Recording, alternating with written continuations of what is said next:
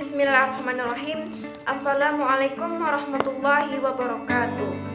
Alhamdulillahirabbil alamin wassalatu wassalamu ala asrafil anbiya'i wal mursalin wa ala alihi wa sahbihi ajma'in. Amma ba'du. Puji syukur kehadiran Allah Subhanahu wa taala yang mana Ia telah melimpahkan rahmat dan karunia-Nya kepada kita semua. Dan salawat serta salam kepada Nabi Muhammad SAW dengan mengucapkan Allahumma sholli ala Sayyidina Muhammad wa ala ali Sayyidina Muhammad. Halo, apa kabarnya hari ini? Semoga sehat jasmani dan rohaninya ya. Amin. Terlebih dahulu, perkenalkan, nama saya Marlini Hertumurni dengan nomor NIM 12110122448. Saya mahasiswa Prodi Pendidikan Agama Islam Universitas Sultan Syarif Qasim Riau. Di sini saya akan membuat video pembelajaran untuk memenuhi tugas UTS mata kuliah Psikologi Umum. Baik, di video kali ini saya akan mengambil materi yang berjudul fantasi. Sebelum saya menjelaskan apa itu fantasi, saya ingin bertanya dulu kepada teman-teman sekalian. Menurut kalian, fantasi itu apa sebenarnya? Berekspektasi, berimajinasi, berhalusinasi. Betul. Namun, apakah di dalam fantasi itu terdapat kegunaan ataupun manfaat? Atau hanya bahayanya saja?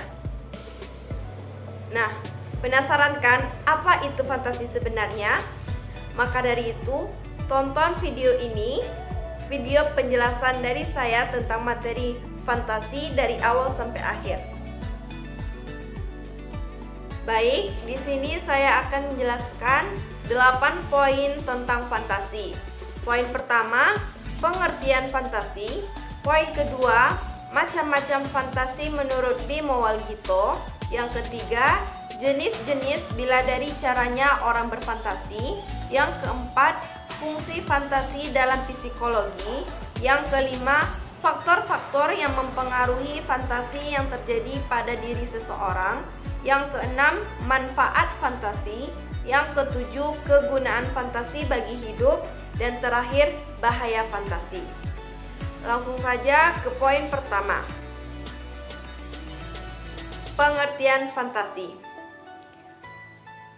Menurut Wikipedia Bahasa Indonesia Online, fantasi adalah yang berhubungan dengan khayalan atau dengan sesuatu yang tidak benar-benar ada dan hanya ada dalam benak atau pikiran saja. Kata lain untuk fantasi adalah imajinasi. Menurut Yanto Subianto, fantasi adalah kemampuan jiwa untuk membentuk tanggapan-tanggapan atau bayangan-bayangan baru. Hal senada juga dijelaskan oleh Bimo Walgito. Dengan fantasi, manusia dapat melepaskan diri dari keadaan yang dihadapinya dan menjangkau ke depan, ke keadaan yang akan mendatang. Sedangkan menurut Julianto Simanjuntak, fantasi adalah kemampuan jiwa yang dapat membentuk satu tanggapan baru dengan pertolongan tanggapan yang lama. Fantasi dapat terjadi secara sadar ataupun tidak sadar. Fantasi secara sadar misalnya pada seorang pemahat arca yang membentuk arca berdasarkan fantasinya. Sedangkan fantasi tidak sadar biasanya dilakukan oleh anak kecil yang bercerita tidak sesuai dengan kenyataan, walau tanpa ada maksud untuk berbohong. Abu Ahmad mendefinisikan fantasi dengan kekuatan jiwa untuk menciptakan tanggapan baru dalam jiwa kita dengan pertolongan tanggapan-tanggapan yang telah dimiliki. Jadi, dengan kekuatan fantasi, manusia dapat melepaskan diri dari keadaan yang dihadapinya dan mampu menjangkau ke depan keadaan yang akan mendatang. Fantasi atau biasa yang orang sebut dengan khayalan adalah sebuah gejala atau sebuah kondisi yang biasanya terdapat di dalam jiwa manusia. Dalam berfantasi juga dapat menimbulkan hayalan yang melihat suatu kemungkinan yang belum ada atau bisa juga sesuatu yang baru. Poin kedua, macam-macam fantasi menurut Bimo Walgito. 1. Fantasi disadari, yaitu fantasi yang terjadi disadari oleh individu yang bersangkutan.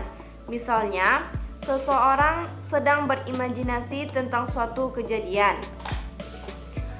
Yang kedua, fantasi yang tidak disadari, yaitu fantasi yang terjadi tanpa disadari atau disengaja. Fantasi semacam ini terjadi pada anak-anak yang kadang-kadang menimbulkan dusta semu pada anak yang bersangkutan.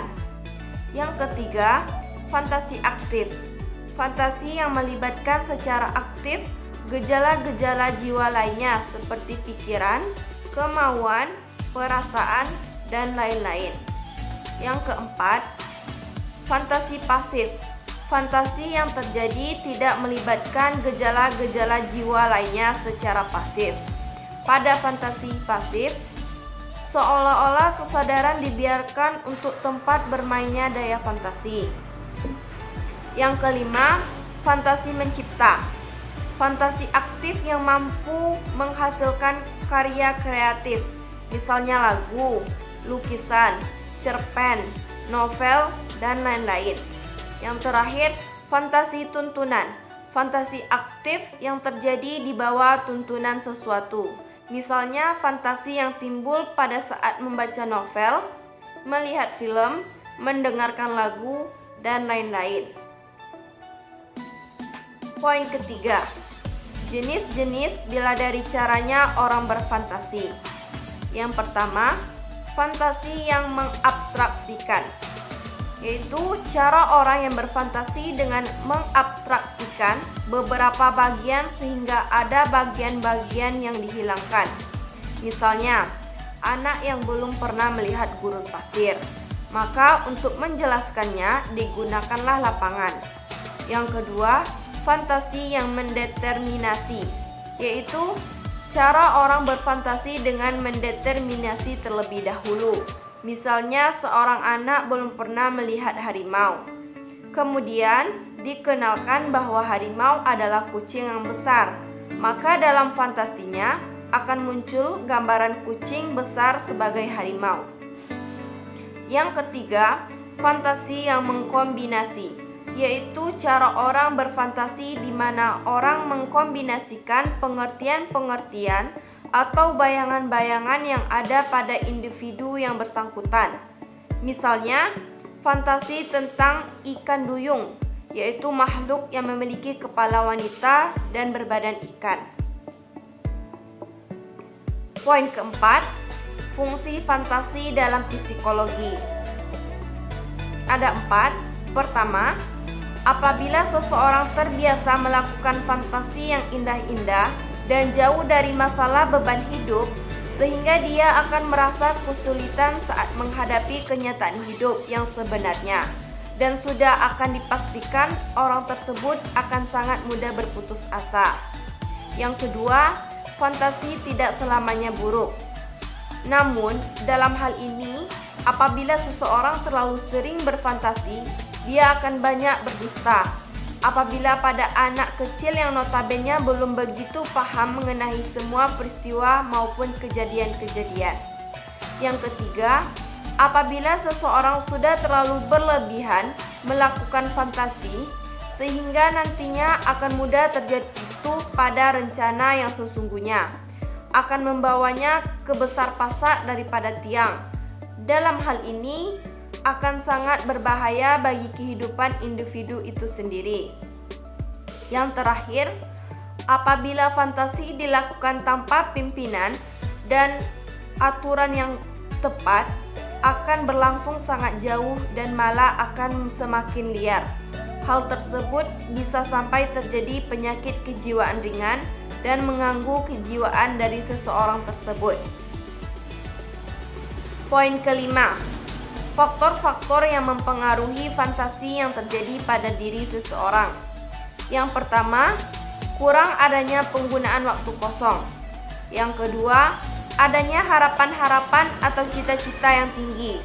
Yang ketiga, adanya kesulitan pemecahan masalah. Yang keempat, adanya kelemahan pribadi. Yang kelima, adanya perasaan pesimis terhadap masa depan.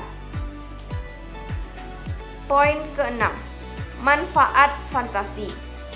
1. Dari fantasi tersebut dapat mengambil manfaat atau inti sejarah meski sudah cukup lampau. Yang kedua, dengan menggunakan daya fantasi, di mana seorang individu dapat melakukan sesuatu yang lebih bermanfaat.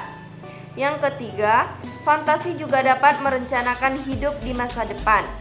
Yang keempat, fantasi pasif biasanya dapat menjadi penghibur di sela-sela waktu tertentu. Yang kelima, apabila melakukan sebuah fantasi, manusia juga masuk ke dalam sebuah dunia imajiner. Misalnya, saat membaca sebuah cerita. Yang keenam, melalui fantasi dapat menimbulkan simpati pada sesama individu. Poin ketujuh, kegunaan fantasi bagi hidup. Yang pertama, dengan fantasi, para seniman dapat menciptakan sesuatu yang baru dan kita ikut menikmatinya. Yang kedua, dengan fantasi kita dapat ikut bersimpati dengan sesama manusia meski berjauhan tempatnya. Yang ketiga, dengan fantasi kita dapat mengambil intisari dan mengikuti perjalanan sejarah meski sudah zaman lalu. Yang keempat, dengan fantasi kita dapat merencanakan hidup kita di hari nanti. Yang terakhir, dengan fantasi kita juga dapat merintang-rintang duka di hidup kini dan pergi ke dunia yang indah. Yang terakhir yaitu bahaya fantasi. Ada 4. Pertama, orang yang sering dan berlebih-lebihan pergi ke dunia fantasi yang indah-indah karena tidak tahan menghadapi kesulitan hidup, orang akan mudah putus asa karena kecewa pada waktu ia kembali ke dunia yang sebenarnya.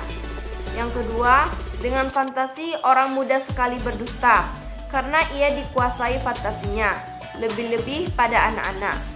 Yang ketiga, dalam merencanakan hidup di hari nanti, mudah sekali orang tergelincir ke rencana yang berlebihan sehingga besar pasak daripada tiang. Yang keempat, fantasi yang tanpa pemimpin dan penjagaan akan mudah sekali menjadi fantasi yang jauh dan liar. Jadi kesimpulannya, fantasi itu baik jika kita bisa mengendalikan fantasi kita sendiri. Tapi fantasi yang terlalu jauh dan liar itu yang akan mengakibatkan keinginan-keinginan yang tidak kita inginkan. Jadi berfantasilah baik-baik sehingga tidak terjadi keinginan yang tidak kita inginkan. Sekian video dari saya. Salah dan kurang saya mohon maaf.